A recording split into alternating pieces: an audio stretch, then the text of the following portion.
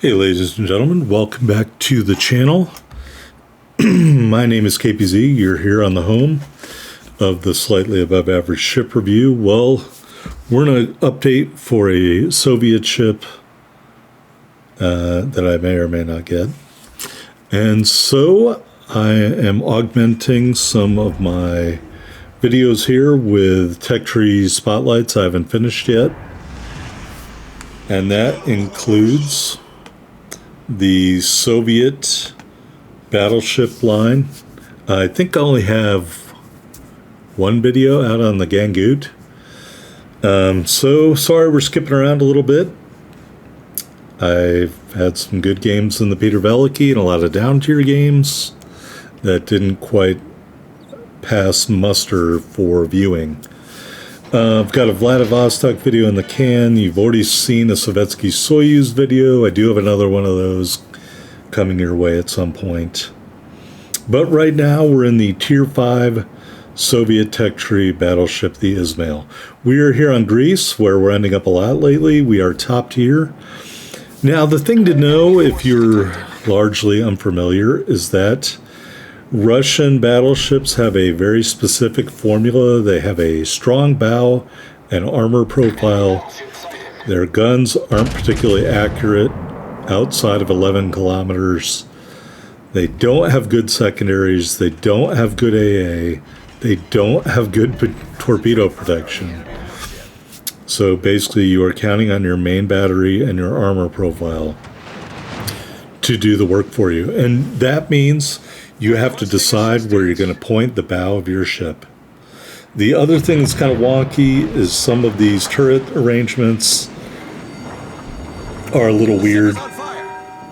In this ship's turret arrangement, I believe the rear 3 turrets have to go all the way around the ship to get to the other side. None of them can cross over the center line except for the front turret. So as you can see, we already are hazarding a ton of HE salvos to the bow of the ship. There's a couple destroyers out there and probably, I don't know, maybe a total of 5 ships. I'm not saying they're all shooting at me, but there are 5 ships over here by the ACAP. So I just said, you know what? I'm just going to back up slowly, let those guys do their thing, and find some better targets that I can shoot most of my guns at without exposing more of my armor profile. You can see we got a turret knocked out. That happens occasionally. Do get turrets knocked out, set on fire, and of course I'm holding my damage cons and my repair parties because you get a limited number of them in this ship. And there are ways to increase that depending on commander choice.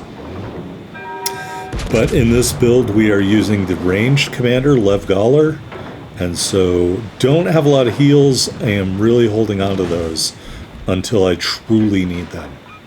And just think, it's great practice for those German battle cruisers, you know, the managing of your heals and damage cons. All right, so here we see an enemy ship kind of getting a little too close to comfort. It is the enemy Izmail. As you can see, only the A turret turned that way. Whole bunch of torpedoes going at him. We will send the A turret towards him and get a hit there. He eats the torpedoes, as you can see. A ton of damage there. So what's happening to that Izmail is what you don't want to happen to your Izmail. You never want to go broadside into torpedoes. Now, you don't with any ship, but the broadside for a German or Russian battleship, pardon me, is especially weak on everything. These ships don't have a high torpedo damage reduction, and they have weak armor amidships. So here you can see just one turret again, and meanwhile, our turret's disabled. We're on fire again. Not doing a ton of damage there, but these other turrets are slowly coming around and slowly coming around. And so you have to pick the moment when you're going to turn and go full broadside to get that salvo off. And even though he's shooting at us, he doesn't do a ton of damage because we were still turning. We shot and we finished off the enemy Izmail. Although granted, let's be honest, the destroyers deserve the credit for that kill. they did most of the damage. Not saying we wouldn't have done any damage, but we will have more opportunities to see the full salvo power of the Izmail. We did use our first heal. We've still got some recoverable hit points left. Enemy Normandy out there. He is shooting at the destroyer. So thankfully the destroyer is in between us and him. Punched the Normandy pretty hard. Almost half his health taken away there. Quick check on the scoreboard. We have 2 of the 3 caps, and we have a 1-ship lead in terms of kills in this match on Greece. And working on our reload for the Normandy here. Normandy's got tough armor. We're going to see if this rush armor piercing can punch through it. Moderating our aim there. Enemy torpedoes were briefly appeared. That salvo didn't do the damage I wanted it to do. So we're going to ignore the Koenig and bow into this island and set ourselves up to get a good salvo out on the Normandy. Now there is a friendly battleship to our port side. So realizing that, I am now turning all the way around so I can put my stern towards the Koenig. So we're going to stern tank the Koenig. And we're going to hope these turrets can get turned around in time to shoot at the Normandy. And yes, this is not an ideal positioning of the Izmail. All right, there's the Normandy. I'm waiting for him to get close to that island. I believe he's going to run around. We do hit him again pretty hard there. All those torpedoes coming in. He's about to have a bad day. And he gets taken out. Rear turrets. We will aim them towards the Koenig. And here's the great thing about these rear turrets. As we punch the Koenig pretty hard, we're going to get this front turret off. Right now.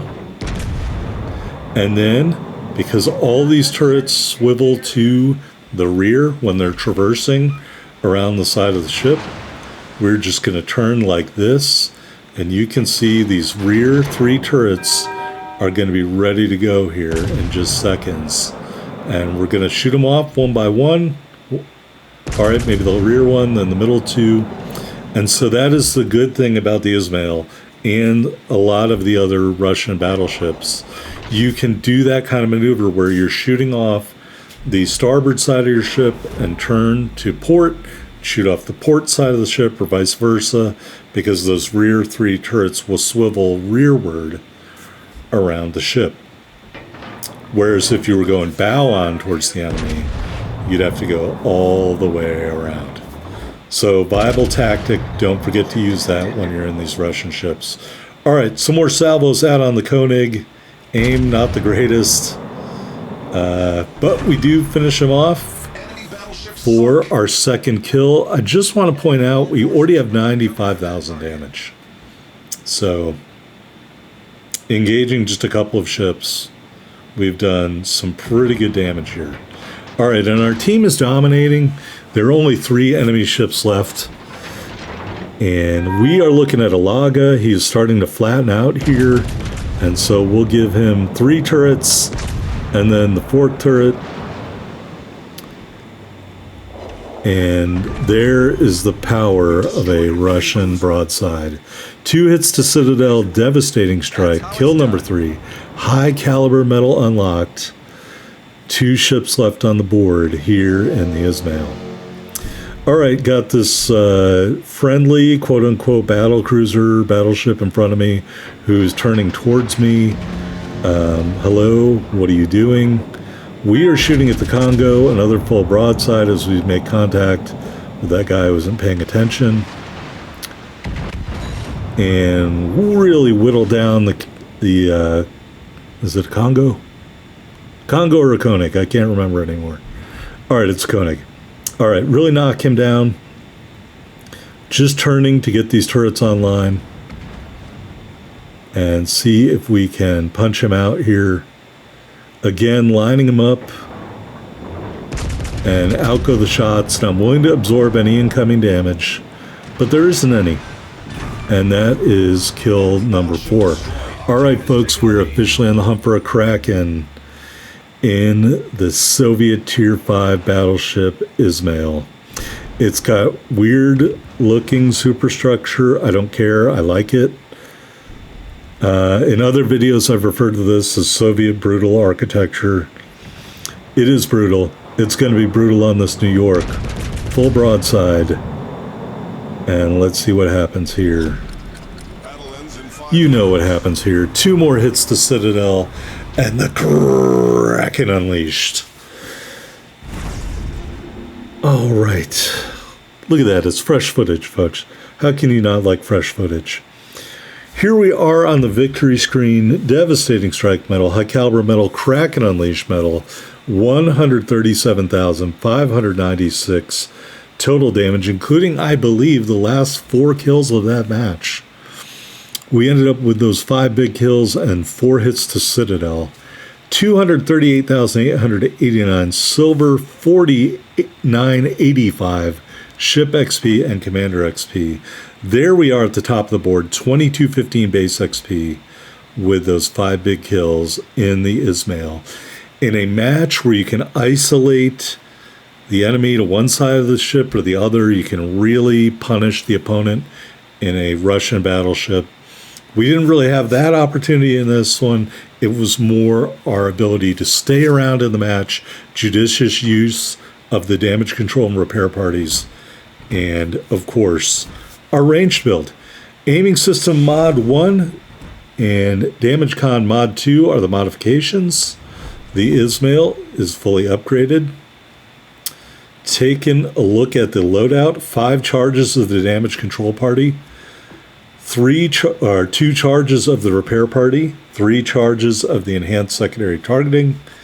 We were running the Epic Battle Booster for main battery range and a little bit of movement speed. Got the standard permanent camouflage, which is on sale, I think, and the Cheer Strong Flag. 55,900 hit points and a 16% torpedo damage reduction with our build. Main battery, got those 4x3 356mm turrets, 18.1 kilometer firing range, 31.1 second reload, 42.9 second turn time.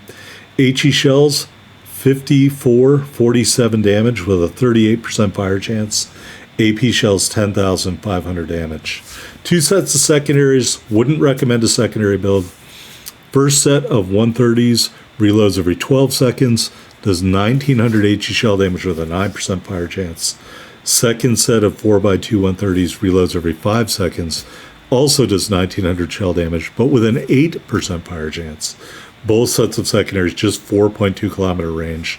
And the reload, 12 seconds for that first set of secondaries. It's almost like they reversed them on accident.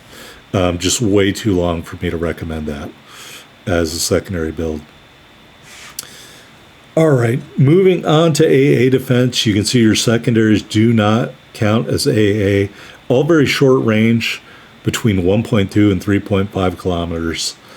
If you are focused in a Russian ship by a skilled carrier player, you will find yourself back at the port, in my opinion. Maneuverability, 29.4 knots. That's not slow. 830 meter turning circle. 12-second rudder shift time, which is actually pretty respectable. Concealment, 13.7 on the surface, 11.5 from the air, also 11.5 when firing out of a smoke screen. Taking a look at the armor viewer of the Izmail. Taking it all off. All right, you've got a above water citadel, and it is very weak from the air. So beware, especially German aircraft carriers. All right, you do have an armor plate of varying thickness going to the front of the bow between 181 and 113. Above and below that, your bow plating is 25. You saw the ability to hazard shells in this video. 32 millimeter torpedo bulge. As you can see, it is a bulge, or maybe it's just happy to see you watching this video. Barbettes, not heavily armored at all into the superstructure, but above that, the turrets and barbettes, turret faces are sloped Turrets are okay, heavily armored, but we did get them knocked out, so it will happen. Putting this casemate armor back on, you see you have an armor belt of 300 up the side of the ship. But again, you're very weak from a pure broadside perspective, so please don't do that. This is the profile you want to present, the bow on or the angled bow on profile, and get a little bit of protection from that armor belt here in the Izmail. All right, moving on to the commander, Lev Gawler. Base trait Flaming Arrow. Well, we didn't shoot HE, so we never really used that. I would really love it if that was maybe in a British ship. Got Cunningham and de Revel as our inspirations. And then we're using Flammable Cannoneer, Crisscross so we don't ruin our speed. Unique skill for Russian ships called Volunteer. Gives you 2 extra damage control parties and reaching out XXL because we're doing a range build. Would never recommend the use of Emergency Specialist because you have limited damage cons. Would never use Properly Meticulous. Your secondaries take too long to reload. They're too short range. And we're also using Fight Fire with Fire, maybe for a Tier 5 ship. I would use Will to Rebuild, but if you were in a Tier 6 match, you'd want Fight Fire with Fire. Quick note, instead of Volunteer, you could use Collective Labor. You lose the damage control duration penalty, but you also lose a damage control charge. So you have to decide if that's worth it or not for you. Anyway, if you enjoyed that Kraken video, hit the thumbs up. I'll see you on the next one, folks.